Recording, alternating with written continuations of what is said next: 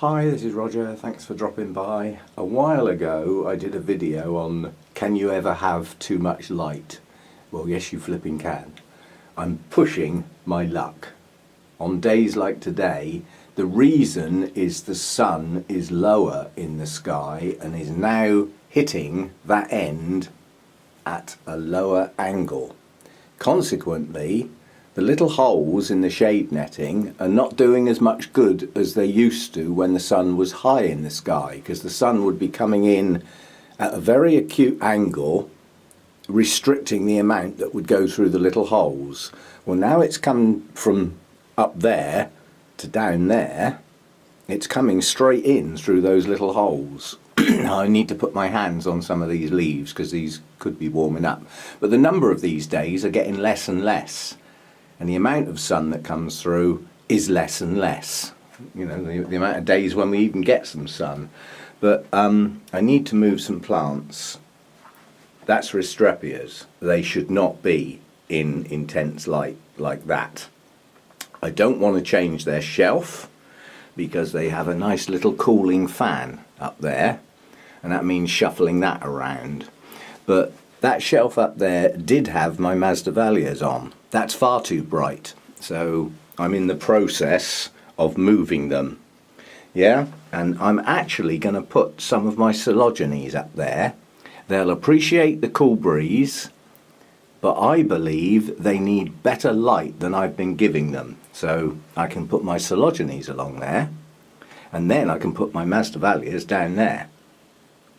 And they'll be farther away. They'll get far less light. And for a shorter time. But what I do need to do is find some plants that won't mind that coolish breeze from the fan, that don't mind the brighter light. And what I have in mind is my Odontoglossums, because they can take reasonable light, not as much as your proper Oncidiums and the intergenerics. Definitely they can take the light, take the heat as well, but the Odontoglossums don't like to get warm, and they don't like quite such intense light, but this time of year they'll put up with it for a couple of hours. Might even push them on a bit. So I'm going to get a row of plants along the back of that shelf so that the Restrepias can come forward and get less light. That is just too much. I haven't seen any singed leaves yet. But it's literally a time of year thing. You know, the sun on this end in the summer doesn't generate that amount of light. The light tends to come more from above, and there's a shed load of plants higher up that keeps that intense light. But this time of year it's all changing, it's all moving round, and these Restrepias are having a bit of a go at the moment. I mean, that new one's got it's dropped one bud. This one's open, there's another one opening here. This one's got quite a few coming on it. And this little one here that has the tiniest of little flowers, that's got a couple on, and there's more buds coming. The one at the back there is out, that's nice. And this one over here is pushing some blooms out as well. So they're coming on. I mean, my little seedling ones at the back there that I've inherited from my daughter, really.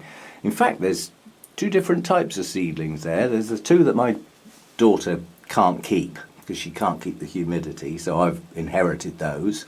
And the other one was from Oliver. It was a present, and that's been sitting there doing nothing for so long I've lost count. But I noticed watering it today, there's two new leaves, so it's starting to move at long last.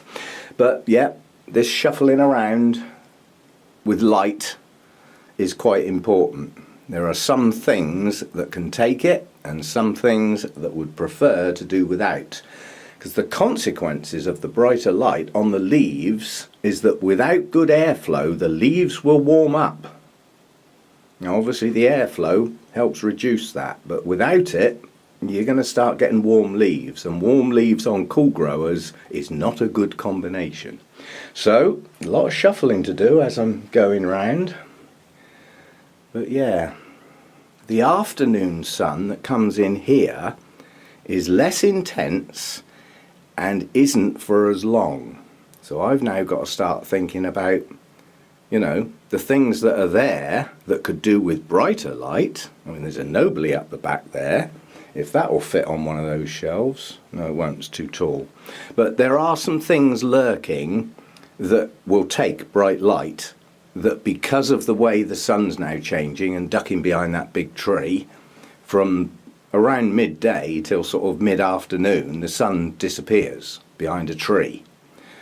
Well, those that need the brighter light for longer can come round here now instead of here. You know, I've even got to start thinking about my cattleyas. They're not getting as much light as perhaps they could do with. Well, perhaps the cattleyas ought to come over here. Yeah, so as I'm watering today, there's a lot of stuff going to get moved around.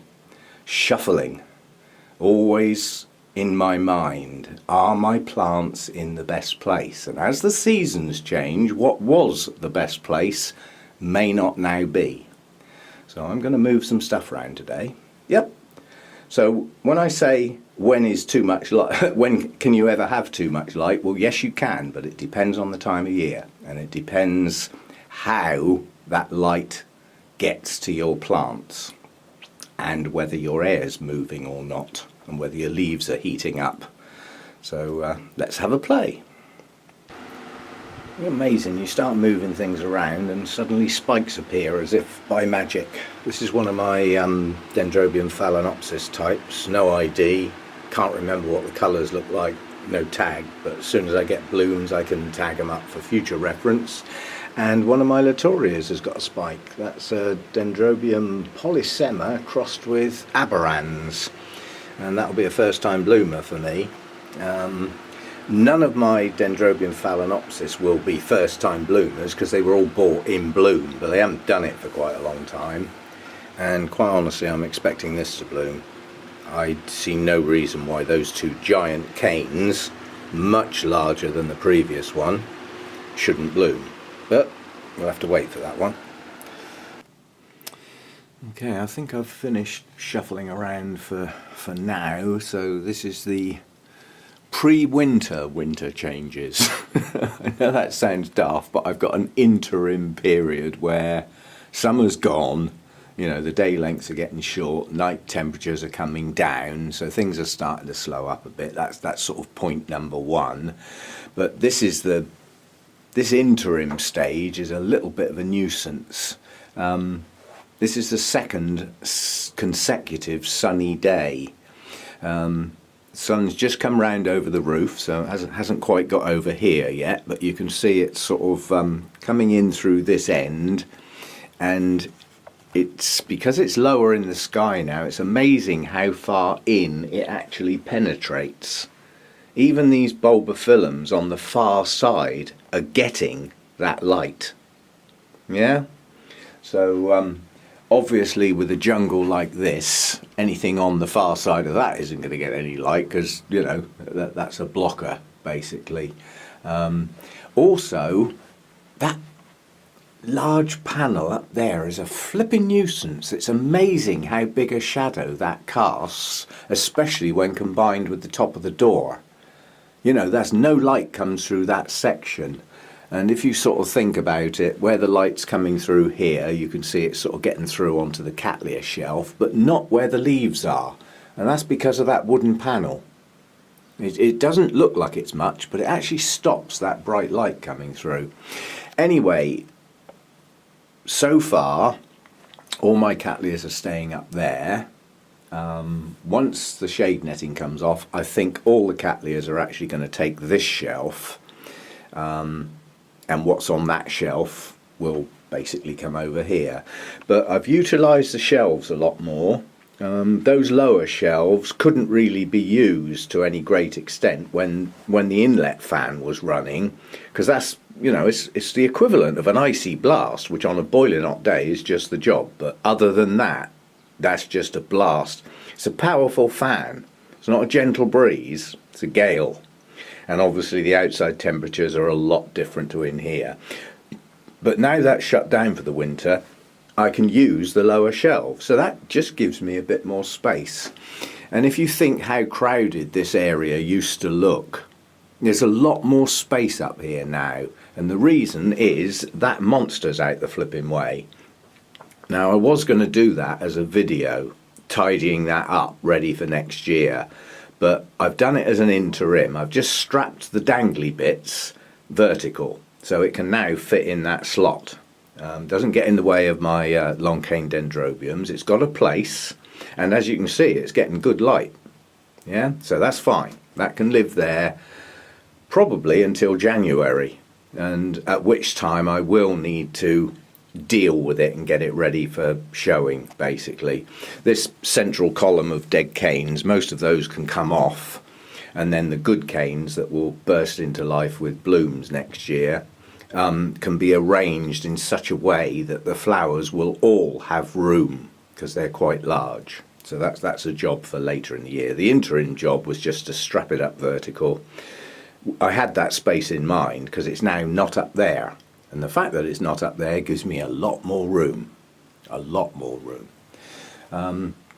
This shelf's still slightly crowded, but while the light's coming in the way it is, it'll move across there in a minute. That's good. I've had to rearrange this lot down here, through this bush. The Vandas are now on the lowest shelf. They've got a little computer fan there that keeps them cool, or as cool as possible. All my Restrepias have come away from that glass, and a row of taller plants and larger pots put along the back there to stop that intense light getting on the Restrepias. I put my Coelogenes and a couple of other things up there. So I've had a bit of a shuffle round. It's just dawned on me I've got my everything in bloom on the 8th video to do, and I'm not going to be able to do it on the 8th, so I'm going to have to cheat this time. I'm going to wait till the light comes round in here, and I've got really good light, and I'm going to film it today, which is the 6th. I'll post it on the 8th, but my daughter's down for the weekend. I don't want to be mucking about filming and doing things like that. We'll have other things to do.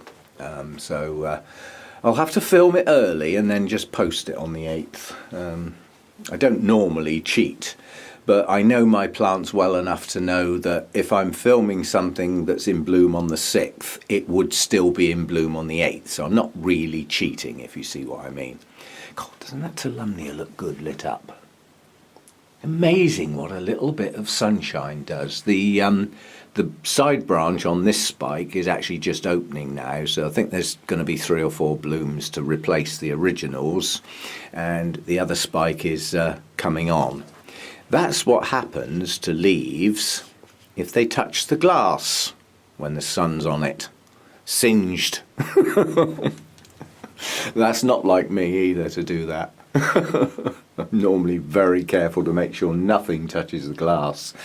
And it'll be exactly the same when it's cold. You know, obviously I'll have a heater running in here to try and, keep my minimum night temperature at a reasonable state, but the glass itself will be quite cold to the touch during very, very cold weather. Any leaves touching that glass will get cold burn, so watch your glass. It can heat up, but it can equally cool down.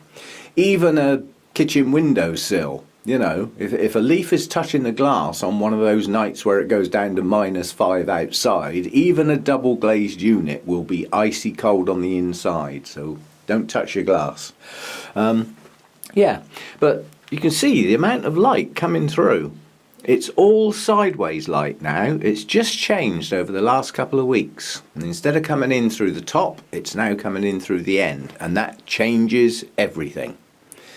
And then eventually the next major change is the shade netting coming off, and then I'll have all round light again, and quite intense light in some places if and when the sun comes out. All good fun. Still haven't sorted out what I'm going to do with this bush. All I know is that I'm going to keep its main growths upright, because if you can see the pattern of growth on this, just sat on my dish, it puts up good strong sturdy canes to a certain height, and then it starts to branch, and with flimsier lighter canes that droop over. Looks like a bamboo bush.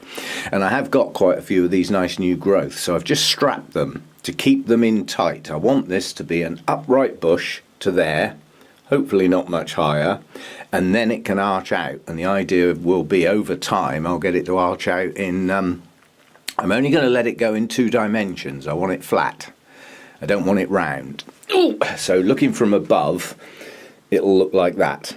And the branches will arch that way and that way, perhaps an odd one coming forward and none going backwards.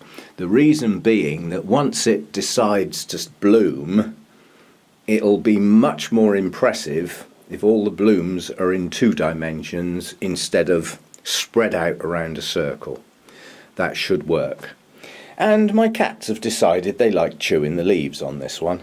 So at some point I'm going to have to get it up off the floor. It obviously looks like grass to them, and you know what cats are like, they chew bits of grass. Never really understood why, but we have cat chewing marks on some of the leaves. Some ends chewed off. It's the first orchid they've ever touched, and it's just because it is so different, I think. And it looks like grass, so I can see what they're up to. Anyway, that'll do for this one. As I say, the major shuffling around and major changes are all done. The heater's in place. That's all. Everything's sort of how I want it for now. And then I can leave it like this now, probably till about the middle of November, when I can take this sort the shade netting out. And I forgot to take the shade netting off the roof. I think I'll leave that for today, because looking at the weather forecast, this is the last sunny day for a while. Then we're going into what they call in the UK unsettled weather. Well, to me it's perfectly settled. It's just not nice. It's settled into doing rain and wind and cloud, you know, but it's settled. No, they call it unsettled weather. In other words, it's changeable and it'll come and go, and there may be a bit of sun, there may not, and it'll rain a bit and it'll blow a bit, and that's how it is. But yeah, probably about the middle of November we can look at taking this shade netting down to there. And at that point the cattleyas will go there, and what's up there will get distributed around in spaces. Bearing in mind, this end shade netting will come off sooner than that. I'm just waiting for that sun to drop a bit more, because at the moment when it comes out from behind the big tree it's still quite strong, and I think it's still a little bit too strong to come in directly on plants. But give it another 2-3 weeks and yeah, that can probably come off. And the difference in here is phenomenal when that end shade netting comes off. Well, it's like almost being outside. It's as close as I can get, you know. And then when this shade netting rolls down, that'll be a first for me. So that's a little bit of an experiment. I've never ever taken that shade netting off. I used to have 2 layers in the summer. This year I risked leaving it at 1. And nothing's been singed, and I think the plants have grown better with that extra bit of light. But to take it off completely will be a first, and I'll have to be very wary. I mean, it's only going to get rolled down. It would take 5 minutes to put it back up again if it turns out to not be a good idea. So we'll see how that goes. It's a little bit of an experiment, but the sun will be so weak at that point in the year, you know, middle of November, heading towards the end of November. It'll be so weak that I don't think the plants will come to any harm. And it's also only there for a short time, and that's when it is there at all. And you're going to get a lot more dull days than bright days. And on the dull days, the shade netting is just blocking too much light. So that's my theory. I'll have to watch out for singed leaves, and if I start seeing any problems or feeling the leaves heating up far too much on a sunny day, then back it goes. In theory, I could take it down and put it up again, but that's a faff. So I won't be doing that. It's either going to come down and stay down, or it'll come down and be deemed too bright and go back up again, or it stays down. Something like that. Okay, that'll do then. That's my winter changes stage 1 complete. And everything got watered yesterday, so I've actually got nothing to do out here today. So I'll put this video together, and it's Friday today. I'll post this video tomorrow morning, so that makes like a set of 3 with the winter changes. Even though it's called light, it's still about winter stuff. And then my everything in bloom video I can post on Sunday, but as I said, I will get that film today because I'll be travelling a lot tomorrow. I won't be mucking about doing filming tomorrow. And although Sunday's a lazy day, I don't really want to be spending my time out here when I've got a guest. So right, see you again then. Hope you've enjoyed this getting ready for winter thing. Everybody's environment's different. Everybody will have different things to think about. But there are still similarities, and the main similarity goes back to the title, light. Can you ever have too much?